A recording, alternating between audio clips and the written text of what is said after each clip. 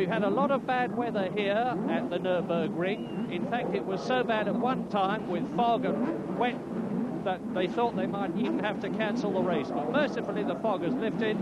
It's dull, but it's dry. And away they go. Marvellous start from the Brook brothers. Now down to the first right-hander.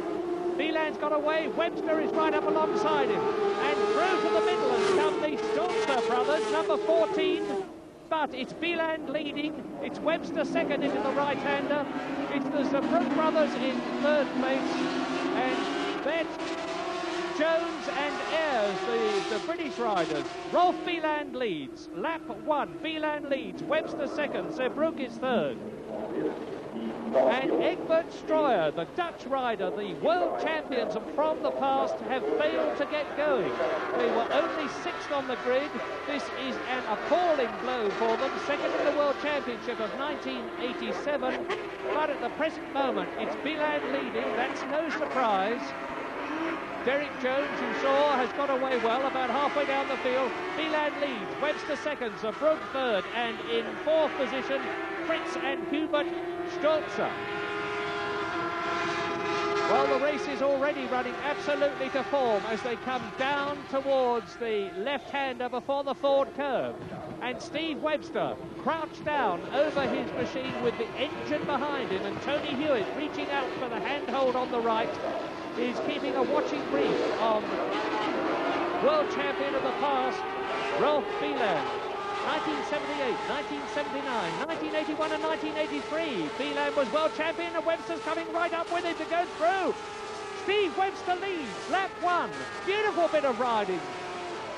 Through the left and right of the chicane.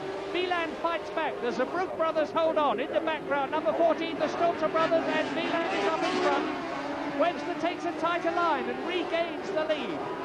Oh, what a marvellous race already, because look at the way the Zeebrugge brothers are going. That is one lap completed, 25 laps to go. Fast and furious. The lap record held by Strooijer and Schneiders, 1 minute 47.6. That is 94.4 miles an hour. But Steve Webster with Beeland is making the pace. Steve comes from York and he retakes the lead on lap 2. There are 20 World Championship points at stake because the winner gets that number. Second place man gets 17. Third man gets 15. Fourth man gets 13. So on down to 15th place where there is 1 point.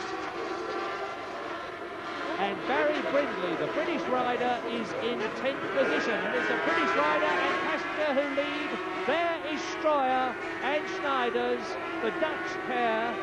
Lucky Strooijer he has on his machine, but he's very unlucky at the moment because he's failed to get going, and his German Grand Prix has finished before it even began.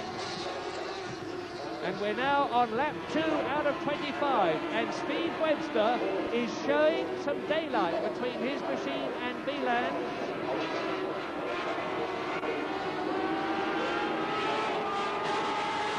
And they are, of course, on slick tyres, no tread pattern on the tyres. Beeland gain just shows the nose of his machine to Steve Webster and Tony Hewitt.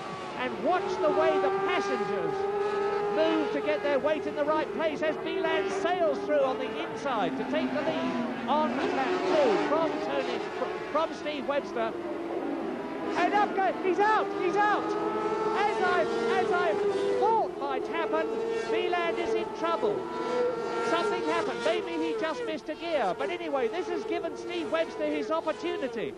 Up into second place go the Zeebrugge brothers, and Steve Webster and Tony Hewitt will undoubtedly grasp this opportunity with both hands. Down into 5th place has gone Beeland. I think he must have just missed a gear. You probably saw the hand of Kurt Waltersberg, his passenger, go up in the air to signify that they were in trouble, which they rapidly recovered from. But now, Steve Webster is leading the Zeebrugge brothers by just about 1 second on lap 3.